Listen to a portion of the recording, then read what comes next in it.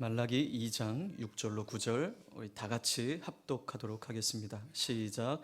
그의 입에는 진리의 법이 있었고 그의 입술에는 불의함이 없었으며 그가 화평함과 정직함으로 나와 동행하며 많은 사람을 돌이켜 죄악에서 떠나게 하였느니라. 제사장의 입술은 지식을 지켜야 하겠고 사람들은 그의 입에서 율법을 구하게 되어야 할 것이니 제사장은 만군의 여호와의 사자가 됨이거늘 너희는 옳은 길에서 떠나 많은 사람을 율법에 거스르게 하는도다. 나 만군의 여호와가 이르노니 너희가 레위의 언약을 깨뜨렸느니라. 너희가 내 길을 지키지 아니하고 율법을 행할 때에 사람에게 치우치지 하였으므로 나도 너희로 하여금 모든 백성 앞에서 멸시와 천대를 당하게 하였느니라 하시니라. 아멘. 우리가 살고 있는 이 사회 공동체에는 참 여러 다양한 직업들이 있습니다. 물론 시대가 변함에 따라서 발전함에 따라서 그 직업도 하나둘 사라지는 직업들이 있지만 아직도 우리 사회에는 참 많은 직업들이 있습니다. 그런데 한 가지 우리가 생각해 볼 것은 그 많은 직업군들 가운데 또 직업을 가진 사람들이 과연 그 직업에 대한 사명감을 가지고 각자의 일터에서 부르신 자리에서 일하는 사람들이 얼마나 될까? 사명감이 무엇입니까? 주어진 일을 제대로 해내려는 마음이 사명감입니다. 그런데 이 시대를 보면 안타깝게도 사명감은 점점 잃어가고 있고 그저 생계 유지 수단으로 이 직업을 유지하고 있는 사람, 말 그대로 유지하는 사람들, 의무감으로 그렇게 일하는 사람들을 참 많이 보게 됩니다. 여러분, 어떤 직업이든 처음 시작할 때의 마음은 남달랐을 것입니다. 자, 우리 지난주에 우리 교회에 경찰이 떴다고 여러분 소식을 들으셨습니까? 네. 경찰이 탄생돼서 제복을 입고 와서 사진을 같이 찍고 아이들과 찍는 우리 청년의 모습을 볼 때 어떤 마음으로 저 제복을 입었을까? 처음에 이 제복을 입었을 때 마음, 또 저도 이 말씀을 준비하면서 처음 목사 안수를 받는 날에 목사 가운을 선배 목사로부터 입힘을 받는 그날 나의 첫 마음은 어땠을까? 또 우리가 함께 오늘 예배하는 우리 성도들, 내가 집사의 직분을 처음 받았을 때의 그 마음, 내가 직분을 받고 또 혹은 예수 그리스도를 처음 믿었을 때 그 마음, 나는 앞으로 이렇게 살아야지 했던 그 사명, 그 사명감.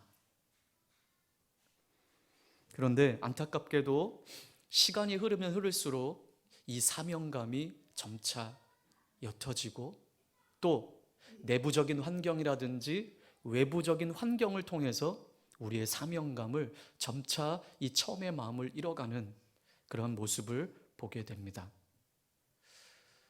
한 선생님의 글을 접하게 됐습니다. 워낙 긴 글인데 제가 중약을 하고 오늘 좀 읽어드리겠습니다. 보장된 진로를 걷어찬 채 선생을 하겠다고 전국에서 단 한 명의 교사를 뽑는다면 그게 내가 되면 될 일이라며 부모님의 만류를 뒤로하고 호기롭게 들어선 길이었다. 한 인간의 성장 과정에 깊은 흔적을 남긴다는 게 너무 가치 있어 보여서 어쩔 줄을 몰랐다. 한때는 방과 후에 모든 아이들과 돌아가며 상담을 했다. 하루 종일 나와 한마디도 하지 않고 하교하는 몇몇 아이들이 눈에 밟힌 탓이었다. 학교 생활에 힘든 점은 없는지, 요즘은 누구랑 친하게 지내는지, 수업은 잘 알아듣고 있는지, 요즘 최애는 누구이고 그때 일기에 썼던 그 앨범은 무사히 잘 샀는지, 뭐 그런 시시콜콜한 얘기를 하는 시간이었는데 중략합니다. 옆반 선생님은 내 개인 상담 활동을 긁어 부스럼이라고 정의하셨다. 그렇게 판을 깔아주면 문제가 안 될 것도 문제가 된다는 거였다. 어느 날 교직원 회의에 조금 늦었다. 무슨 일이 있었냐는 선배 선생님들의 말씀에 나는 아직 구구단을 못하는 아이가 있어서 좀 남겨서 시켰어요 라고 대답했다. 그때 손사래를 치며 아유, 남기지 말고 그냥 바로바로 집에 보내. 어차피 안 돼. 하던 선생님들을 보며 한결같이 패배주의적이던 그 태도에 진절머리가 나서 나는 당신들처럼 나이 먹지 않을 거다 하고 속으로 코웃음을 날리며 아유, 그러고 싶은데 4학년이라 구구단 정도는 해야 할 것 같아서요 하고 어색한 변명을 덧붙였다. 그랬는데 중략합니다. 나는 깎이고 깎이다가 드디어 이 모든 일에 대처하는 법을 터득했다.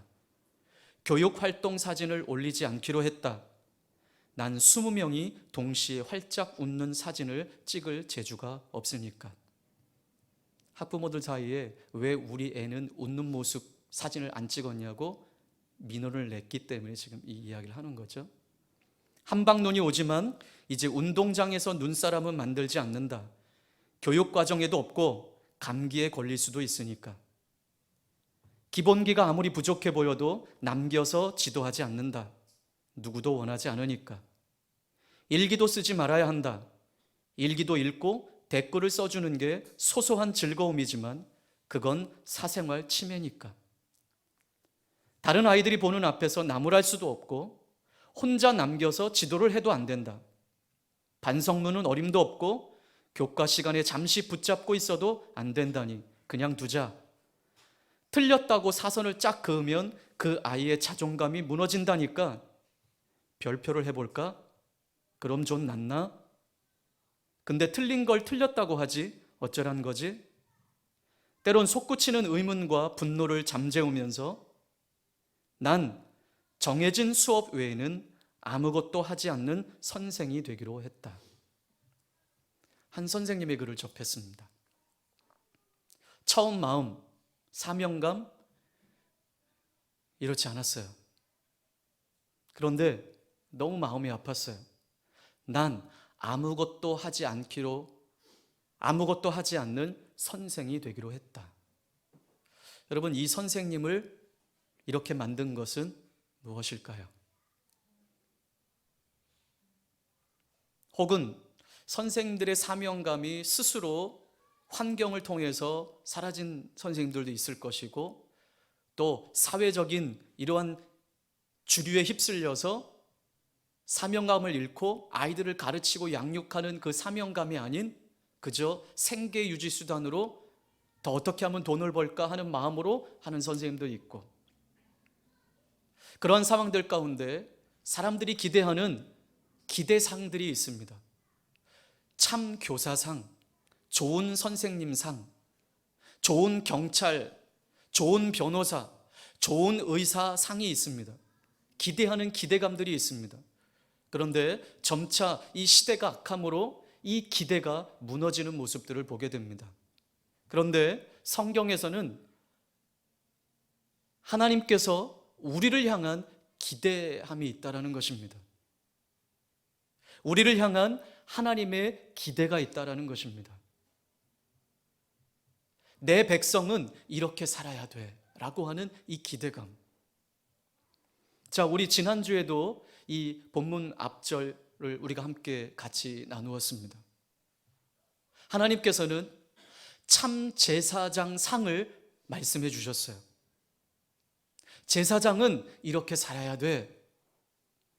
제사장의 사명을 말씀해 주셨습니다. 자, 우리 6절 말씀 지난주에도 같이 나눈 말씀이지만 우리 6절, 7절 함께 다시 한번 읽어보겠습니다. 시작.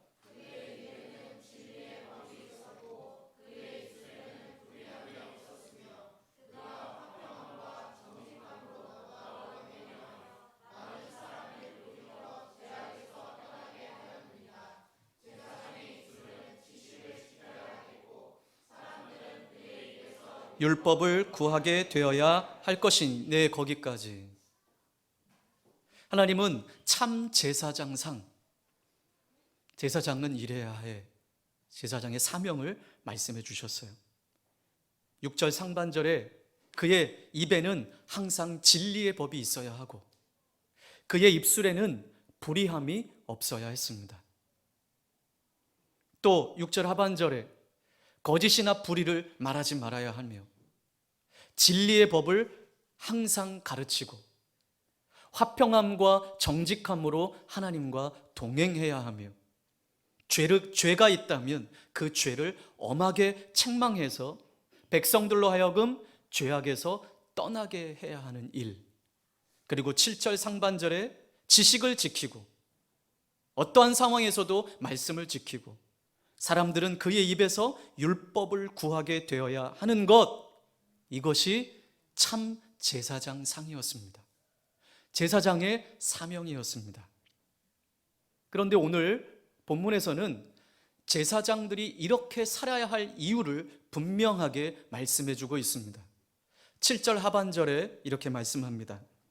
제사장은 만군의 여호와의 사자가 됨이거늘. 제사장이 이렇게 살아야 할 이유는 그들이 만군의 여호와의 사자이기 때문이라고 성경은 말씀해 주고 있습니다. 여호와의 사자. 여러분, 여호와의 사자라고 하는 의미를 여러분 잘 아시죠? 여기 이 사자의 의미를 아시죠? 여호와의 어흥 하는 사자가 아니에요. 요즘 이 현대 사람들이 문해력이 떨어진다고 그래요. 문해력. 이 문장을 보면 잘 이해하지 못해요. 여기 여호와의 사자는 어흥하는 짐승 사자가 아니라 윗사람이 내리는 명령이나 부탁을 실천하고 심부름하는 사람을 사자로 의미하죠. 네, 물론 우리 교회 성도들의 수준은 높기 때문에 잘 이해하시리라 믿습니다. 그런데 요즘 젊은이들이 이 문해력이 떨어진다고 그래요. 금일 중식은 이랬더니 금요일 날 중국 음식이 나온대. 네, 몰라요. 요즘 애들 사흘, 나흘 이것도 몰라요. 잘 이해하셔야 돼요. 모르면요 괜찮아요. 저한테 와서 물으시면 돼요. 여러분, 여호와의 사자 쉽게 풀이한다면 하나님의 특사입니다. 하나님의 특사. 특별한 임무를 띠고 파견된 외교 사절을 의미하는 특사. 특별한 임무를 띠고 파견된 하나님의 사절이라는 거예요. 누가요? 제사장. 여호와의 사자이기 때문에 그들은 그렇게 살아야만 했습니다. 여러분, 구약에서 여호와의 사자라고 하는 의미는 천사들을 의미할 때, 천사들을 부를 때 그렇게 불렀어요. 그리고 선지자를 향해서 그렇게 표현을 했어요. 그런데 오늘 이 제사장을 향하여 여호와의 사자라고 부른 것은 오늘 이 말라기서가 유일합니다. 즉, 이 말라기 시대의 제사장들을 향하여 하나님이 여호와의 사자라고 말씀하신 것은 그들도 천사들과 마찬가지로 선지자들과 마찬가지로 하나님의 말씀을 대변하는 자들임을 말씀하고 있는 거예요. 너희들은 나의 말을 전하는 자야. 여러분, 이런 참 제사장상, 제사장의 사명을 우리가 접하면서 말라기 시대의 제사장들이 얼마나 형편없었는지를 우리는 알게 되죠. 우리 지금 말라기서를 계속 나누면서 하나님이 가장 먼저 영적인 리더들인 이 제사장들을 향하여 책망하시는 그 하나님의 책망 앞에 여호와의 사자로 참 제사장으로 살아가야 할 이들이 이 사명감을 내려놓고 살아가는 이 말라기 시대의 제사장들이 얼마나 형편없는 사람들이었는지, 제사장들이었는지 우리는 깨닫게 됩니다. 우리 지난번에 계속 같이 말씀을 나누는 것처럼 이 말라기 시대의 제사장들은 하나님의 말씀을 귀 기울여 듣지 않았습니다. 하나님의 말씀을 마음에 새기지 않았습니다. 하나님의 이름을 영화롭게도 하지 않았습니다. 여러분, 우리 지난주에 나누었던 것처럼 이들이 처음부터 이렇게 산 것이 아니었죠. 5절 하반절 말씀을 보면 언약을 맺을 당시의 레위 사람들은 정말로 하나님을 경외했습니다. 그분의 이름을 두려워하며 하나님의 기대에 부응하는 삶을 살았습니다. 그리고 오늘 함께 읽었던 6절 말씀처럼 이들의 입에는 항상 진리의 법이 있었고 입술에는 불의함이 없었고 거짓이나 불의를 말하지 않았고 진리의 법을 가르쳤습니다. 화평함과 정직함으로 하나님과 동행하는 삶을 살아냈습니다. 많은 사람들을 향하여 말씀으로 책망하며 그들을 악한 길에서 돌아오도록 했던 삶을 이들은 살았습니다. 그러나 시간이 흐르고 시대가 불의해지고 또 이 제사장들이 그러한 시대의 흐름 앞에 죄에 휩쓸려 살면서 이들은 하나님의 기대에 전혀 부응하지 못하고 사명감을 잃어버렸습니다. 여러분, 영적 리더인 제사장들이 이렇게 살았으니, 제사장들이 이 정도니 여러분, 일반 백성들은 오죽하겠습니까? 우리가 계속 나누었던 것처럼 하나님께 예배하는 일을 귀찮아했습니다. 하나님께 드리는 예물들 하찮게 여겼습니다. 아우, 번거로워, 귀찮아, 오늘 또 예배네, 잠깐 갔다가 와야지. 어차피 태워서 드리는 제물 좀 흠이 있으면 어때? 좀 저는 것이면 어때? 어차피 태워서 하나님께 드릴 건데. 하나님을 멸시하여, 전혀 개의치 않고 하나님을 멸시하며 그렇게 예배했습니다. 하나님의 말씀이 없었던 것이 아니에요. 하나님의 말씀은 끊임없이 들려집니다. 오늘도 우리에게 하나님의 말씀은 끊임없이 들려집니다. 언제든지 스마트폰을 켜서 내가 있는 곳에서 이 목사님 말씀을 듣고 싶으면 언제든지 내가 이 목사님 말씀을 들을 수 있는 말씀의 홍수 속에 살아가는 시대 가운데 살지만 전혀 그 말씀에 감동은 받을 줄 알고, 하지만 내 마음을 열어 살아내는 사람들이 없어요. 제사장은 이런 하나님을 멸시하는 백성들을 향해서 말씀으로 강하게 책망하고 바르게 가르쳐야 했지만 그렇게 하지 못했습니다. 제사장들도 말씀을 떠났을 뿐만 아니라 백성들도 그렇게 살도록 눈감아 버렸습니다. 그들은 그들의 직무를 다하지 않은 것이었습니다. 자, 앞전에 선생님은 외부적인 학부모들의 민원과 그 극심한 어떤 행정 업무로 인해서 그저 내가 선생님이 되기만 한다면 아이들의 한 인생에 내가 개입해서 이들을 잘 양육할 수 있겠다라고 하는 마음으로 처음 시작을 했는데, 이게 그런 것만 아닌 거예요. 너무 외부적인 환경, 이 교육과는 상관없는 일들이 너무 많은 거예요. 그러다 보니 나는 아무것도 하지 않는 선생이 돼야 되겠다. 그러나 이 제사장들은 그런 것이 아니라 시대의 흐름에 타협하고 백성들의 죄악을 눈감고 하나님을 떠나 그렇게 살다 보니 사명감을 잃고 살아갔던 거예요. 아니, 이들은 어려운 현실 앞에서 하나님의 사랑을 의심하는 백성들 편에 서서, 여러분, 우리 말라기를 시작할 때 이 배경을 우리가 함께 나누었습니다. 하나님의 사랑을 의심하면서 하나님에게 다른 것을 요구하는 백성들 편에 서서 그들의 요구에 휘둘리기 시작했어요.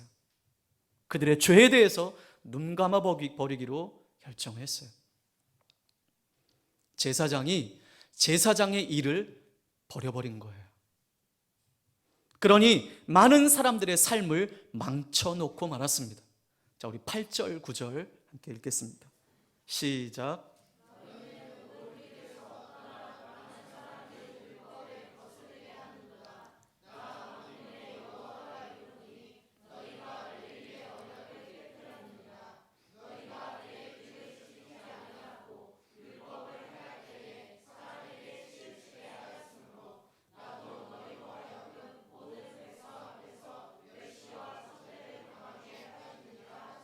네. 많은 사람을 옳은 대로 돌아오도록 해야 되는데 그렇지 않아서 그 백성들도 무엇이 옳은 길인지 알지 못하고 자기 소견에 옳은 대로 살아가는 사람들이 되고 말았습니다. 우리가 살아가는 시대는 다원주의 시대입니다. 쉽게 말하면 어떤 길을 가든지 모든 길은 다 구원으로 통한다. 그러니 모든 종교도 하나다라고 말을 하고, 내가 생각하는 것이 곧 진리다, 이것이 교회 안에도 세속화처럼 들어와서 마치 하나님의 말씀은 내려놓고 내 상황과 내 형편과 내 환경, 지금 살아가는 내 삶의 형편에 맞추어서 하나님 말씀을 짜집기 하고 있어요.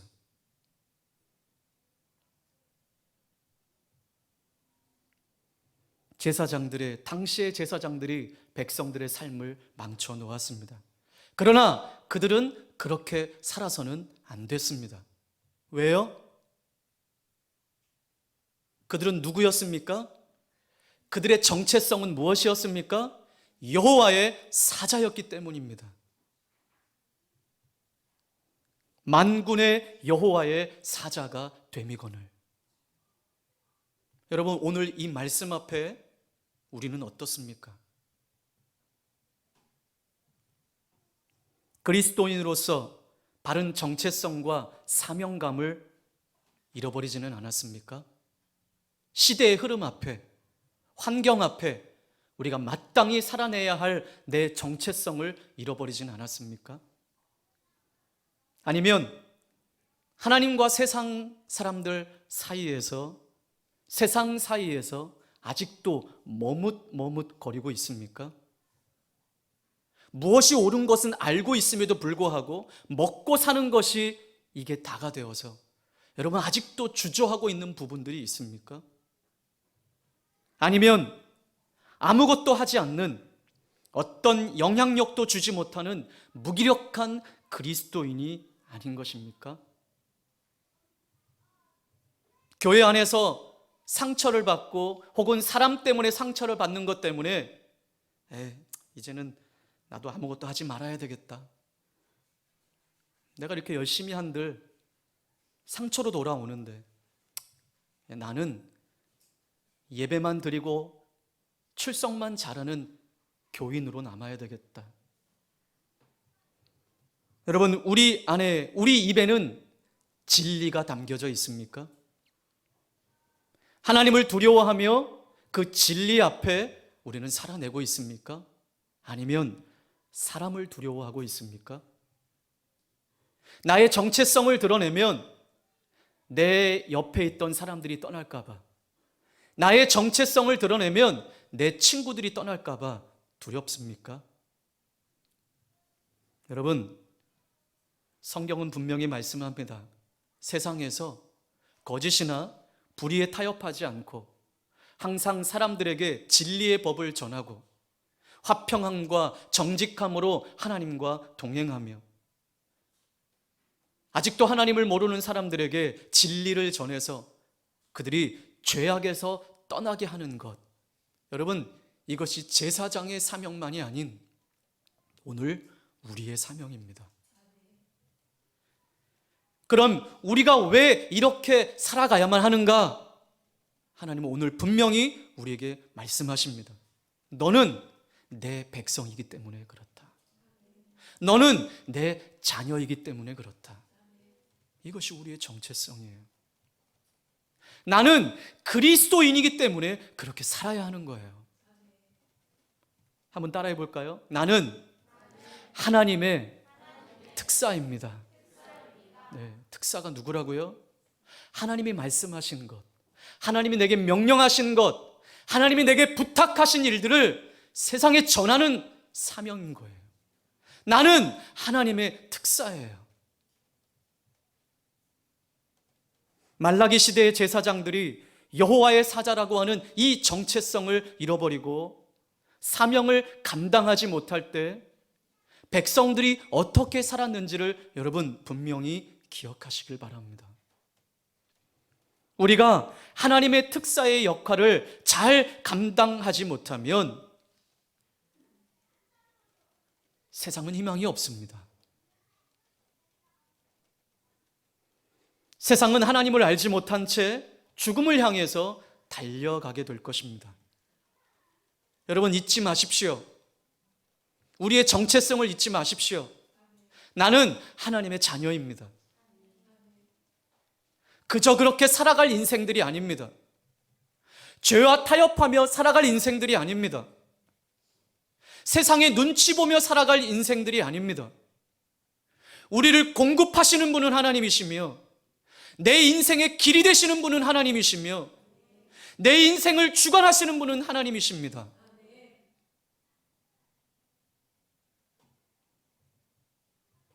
직장의 상사가 나에게 월급을 주는 것이 아닙니다. 하나님이 그 직장을 통해서 내게 공급하시는 분이십니다. 여러분, 누구에게 잘 보여야 할 것입니까? 나는 세상 가운데 보내진 하나님의 특사입니다. 나는 직장 가운데 보내진 하나님의 특사입니다. 나는 학교 가운데 보내진 하나님의 특사입니다. 나는 내 가정에 세워진 하나님의 특사입니다. 내가 이 특사의 사명을 감당하지 못한다면 세상과 직장과 학교와 우리 가정은 소망이 없습니다. 나는 특사입니다. 나는 그래서 세상의 희망입니다. 나는 그래서 세상에 하나님의 은혜와 축복을 흘려보내는 축복의 통로입니다. 여러분, 그렇게 사명을 감당하십시오.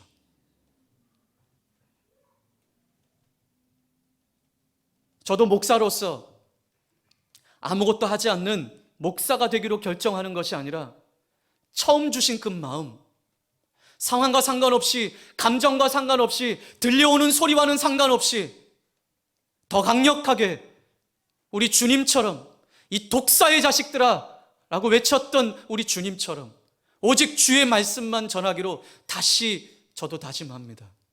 나는 하나님의 특사입니다. 내가 이 특사의 사명을 감당하지 못함으로 우리 열매 맺는 교회 성도들이 옳은 길이 아닌 격기로 나아가지 않도록 나는 다시 한번 그렇게 하나님 앞에 다짐합니다. 여러분, 우리는 하나님의 특사입니다. 우리의 사명감을 잃지 않고 잃어버리지 아니하고 하나님의 부르심 앞에 반응하면서 우리의 삶의 터전 앞에 나를 부르신 하나님의 그 부르심 앞에 합당하게 살아내는 삶이 되시기를 주님의 이름으로 축복합니다. 우리 함께 같이 기도하겠습니다. 말라기 시대의 제사장들이 여호와의 사자라고 하는 정체성을 잃어버리고 그 사명을 감당하지 못할 때 그 백성들이 어떻게 살았는지는 너무나도 분명했습니다. 우리는 하나님의 특사입니다. 하나님의 사자입니다. 하나님의 특별한 일을 세상에 전하는 이 사명을 감당하지 못한다면 세상에는 소망이 없습니다. 여전히 우리는 세상의 눈치를 보며 그렇게 살아가고 있습니까? 잊지 마십시오. 나는 그렇게 살아가야 할 사람이 아닌 하나님의 자녀입니다. 세상 가운데 우리의 직장과 학교와 가정 가운데 보내신 하나님의 특사입니다. 나는 세상의 희망입니다. 그래서 우리 교회는 세상의 희망입니다. 우리 오늘 말씀을 기억하며 다시 한번 그렇게 살지 못했던 걸 회개하면서 하나님, 나를 다시 한번 힘주시고 이 사명대로 살아낼 수 있는 은혜를 부어주시옵소서. 우리 주여 한번 부르며 기도합시다. 주여,